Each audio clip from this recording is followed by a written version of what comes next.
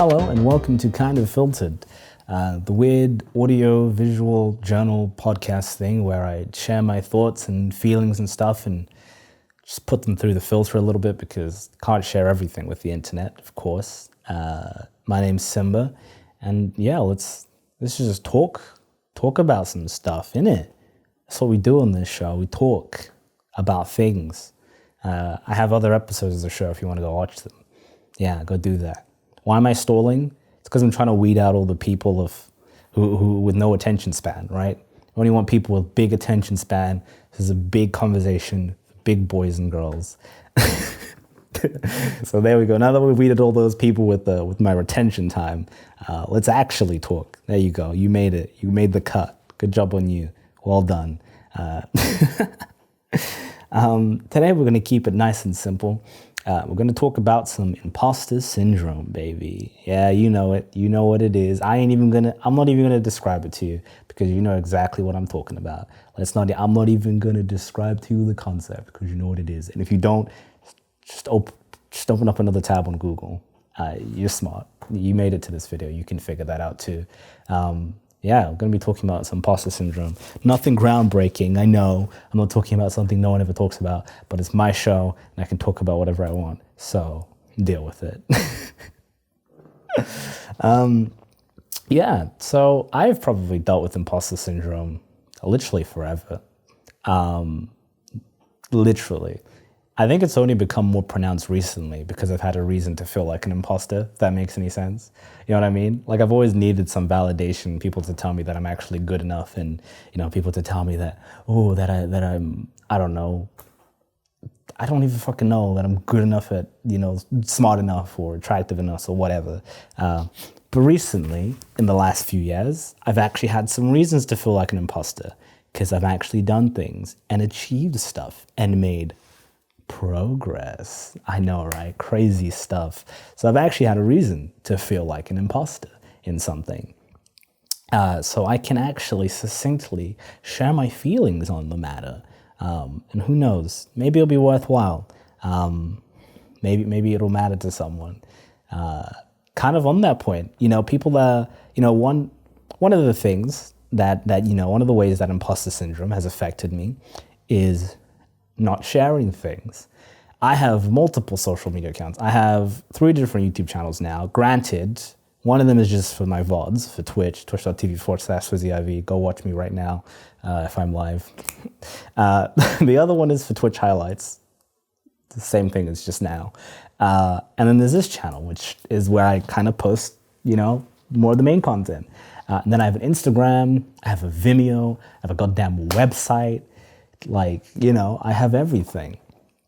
And I am constantly doing stuff. I'm working on projects all the time, taking photos. I have hundreds of gigabytes of photos. I have tons of projects.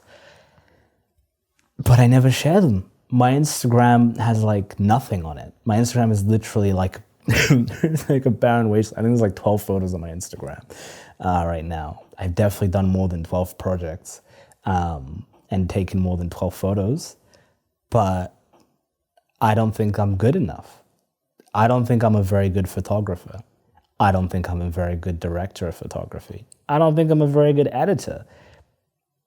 So I never think anything's good enough to put up. And yeah, anytime I put something up, it's rarely ever because I've gone, wow, that was amazing. That needs to go up. It's gone because I go, fuck it, I just need to just put it up. That's literally the conversation I have every time something goes up. It's never, wow, that's perfect. I love it.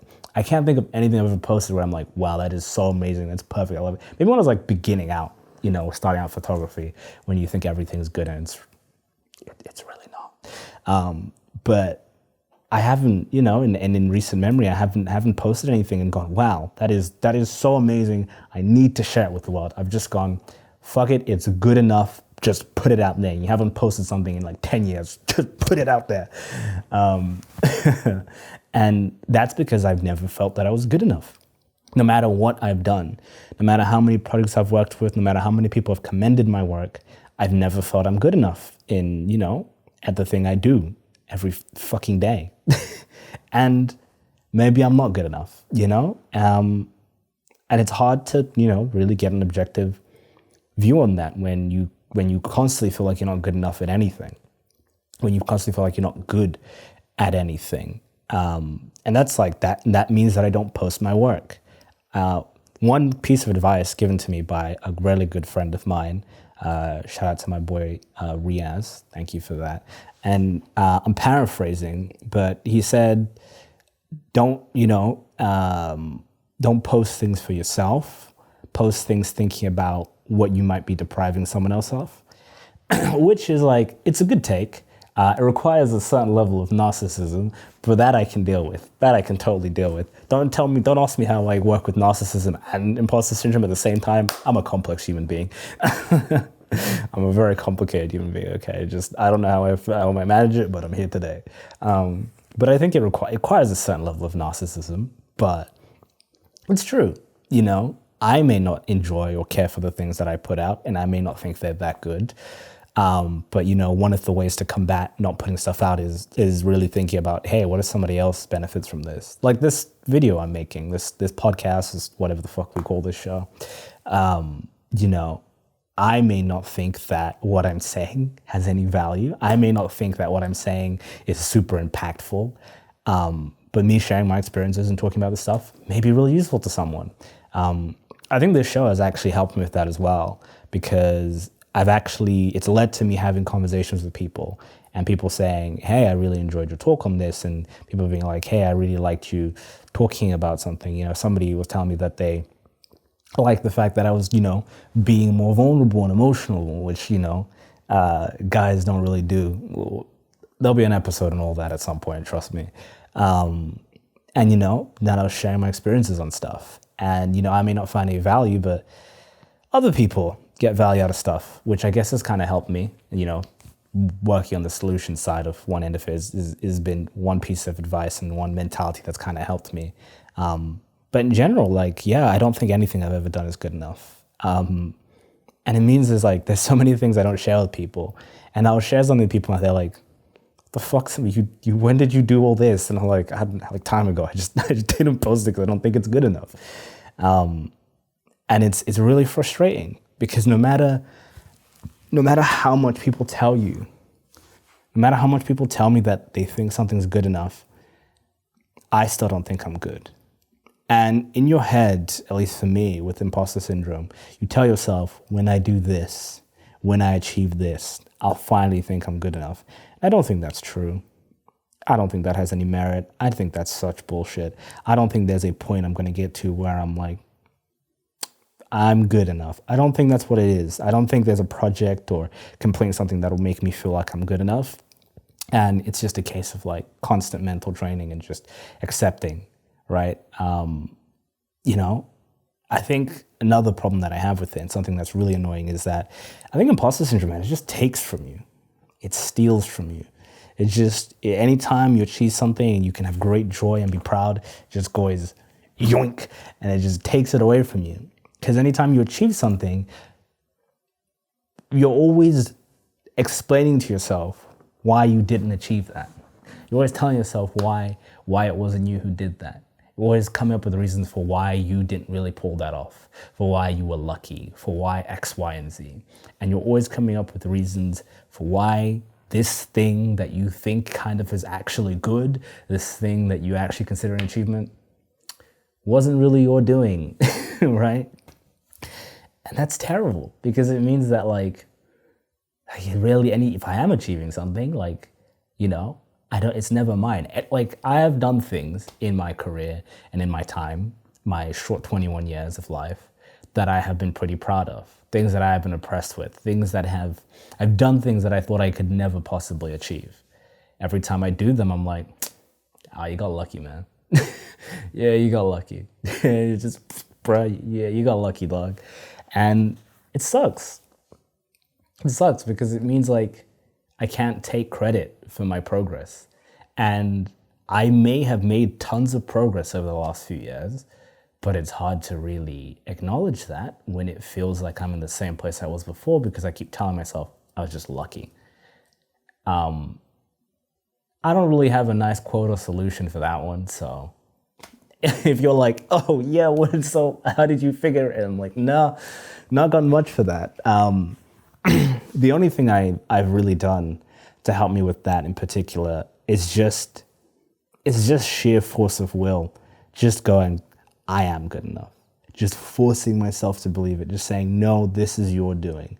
And just taking credit for my achievements. One of the weirdest things for me, and one of the things that I find most difficult to take credit for, is about to get a little bit narcissistic. I have made some content on the internet. People have liked it. People have, I've streamed and people have jumped in and talked to me and told me that they find my stuff entertaining. I never believe it. I never, ever believe it. Anytime, that's been so difficult for me, is believing that. And I really like making content. I really like creating stuff. But that's like one of the greatest realms in which I feel like I'm not good enough. People tell me, there have been people who have told me that they find my work entertaining, that they find my work helpful or whatever. I just cannot believe it. I'm like, oh my God, I can't believe it. Like, nah, man, I'm like, nah, you're wrong. You're wrong or you're lying. One of the two, which is like so ludicrous because it's like, why would somebody say that if they were lying? But that's just how it works. And it's just forcing myself to believe that. And I think the problem with that is it can make you anxious to try stuff. And that's something that I've encountered, is it actually gets in the way of doing work. Because for instance, with editing, right, one of the things that puts me off editing is the fear that I won't be able to achieve or produce the thing I'm trying to produce. Even if I have edited something of that, even if I've edited that type of video like 100 times by now, just internally, I just take it anytime. I just go, nah, every time you did the really good job on that, you got lucky, or the client didn't know what they're talking about. It was trash and they just thought it was good, or whoever enjoyed this was just an idiot. Like, when you tell yourself that, I get to the editing suite and I'm scared because I don't know if I'm going to be able to produce. I don't know if I'm going to be able to make something good because I don't think I'm good. I think I'm just lucky. And I don't know. I think one of the things that has become a byproduct of that is like, I've had to put up a confident facade. I used to make a lot of self-deprecating jokes. And as funny as that is, and sarcastic and ha ha ha ha ha, I realized that that's not really helpful for me in the long run. Like, making those type of jokes was actually detrimental in the long run, because when you have this belief, right, of like, hey, I'm not good enough, and then you're making jokes and it's like, haha, I suck, just kind of sits on top of that, and it doesn't help. It doesn't help, it just adds to it. And I've had to put on, kind of make inverse types of jokes of like, haha, I am good enough. Whatever the inverse of self-deprecating humor is, someone smarter than me, you know what that is. Like, I've started to make those jokes instead, because it's like, I need to be telling myself that I'm good enough. Even if I don't believe it right now, I just have to tell myself that until I believe it. And yeah, like, making self-deprecating jokes and stuff doesn't help. But it gets in the way of doing stuff and doing projects. Like, I'm scared to take on projects because I don't think I'm good enough to achieve or good enough to do the projects well. And God, you know what imposter syndrome loves? A fucking mistake. Holy shit. If you have imposter syndrome and you make a mistake, you might know what I'm talking about, but the minute you make one mistake, you're like, I fucking knew it. You suck. I knew it. I knew it. It's like, bro, fuck, relax, Jesus. But it's like, that's how it feels. It's like, you make one mistake and it's like, I knew it. I'm terrible. I'm trash. I knew it. I was right. It's like, why are you celebrating that, dog? Like, what's going on? Yeah, and that's terrible. Especially because, when you're learning and getting better, you have to make mistakes. It's kind of harder for me to internalize and visualize this now because I'm at that weird point with like film making stuff where I'm still learning tons of stuff, but I'm learning at a point where like I'm learning and doing. So I'm not deeping, I'm not like grinding fundamentals every day. I'm learning by doing and experimenting. But like, for instance, I do art for fun. Last year I did like a drawing a day and I was like streaming it. And I I don't think I'm a good artist. Other people have said that they like my work. Sometimes other people have said that's really impressive. Art is the one place. If there's one place in which imposter syndrome, actually, there's another place, but we're not going to talk about that. There's another area of my life in which imposter syndrome is much stronger, but that's not for the internet. But if there's one area other than that where imposter syndrome is at its strongest, it's within the domains of art. Every time I create a piece of artwork, because sometimes I create pieces of artwork that I go, what the fuck? I drew that? I go, no, I didn't. I got lucky. Something happened and I just happened to make the right brushstrokes by accident. And I cannot take credit for a single good piece of artwork I've ever done. And anytime I make a mistake, I go, that's actually me. And that's what that feeling is. Every time you make a mistake, you're like, that's the real me. That mistake I just made, that's actually me. And it's awful. It's so, so terrible. Yeah, and it makes it so much harder to get stuff done because you just don't think, at least for me, I don't know if anybody else can just rides through it and just like, fuck it. But like, it makes it so much harder to get stuff done because you're like, I'm not good enough to produce this. Especially when, I'm doing this like for work and I'm having to produce stuff for other people. I'm like, every time I send a client a project, every time I finish an edit for a client, I go, this is it. They're gonna finally realize that I'm not good. And then they're never gonna work with me again. That's literally the thought in my back of the head is like, they're gonna realize that I suck and then they'll never work with me again. And then they're like, oh yeah, thanks, good work. And I'm like, oh, you fucking liar. I'm constantly waiting for the ball to drop. It's such a terrifying thing. I don't know, maybe terrifying is a bit hyperbolic, but it's just such an annoying thing. That's what it feels like. Anytime, and it's just like, and it kind of works on a grander scale. Like anytime things are going right in my life, because that's a whole bag of shit to deal to comb through. But anytime things are going right in my life, it's like I'm waiting. I'm waiting for the ball to drop and my real life to finally kick in. I don't know. I guess in my head, I think I'm supposed to be like some homeless dude making no money with no skills or whatever. That's basically what it is. It's like outwardly, I'm like this person with his nice shoes. I guess these are pretty nice shoes. These were a gift. Making these videos and working with clients. And that's what I am outwardly. But deep down inside, I'm a homeless dude with no applicable skills and talents. And someday they're gonna notice. someday the homeless dude's gonna come out and they'll be like, oh my God, this guy's terrible. What the hell? Why have I been paying him money and being friends with him and dating him? What the hell is wrong with us? Yeah. I think the only way I've gotten past it and just been able to move forward is like, fuck it. Like anything I put out, I'm trying to think of a project and a thing I've done that I put out, and I put it out because I thought it was really good and not because I was like, I can't put another 10 hours into this. Let's just put it out.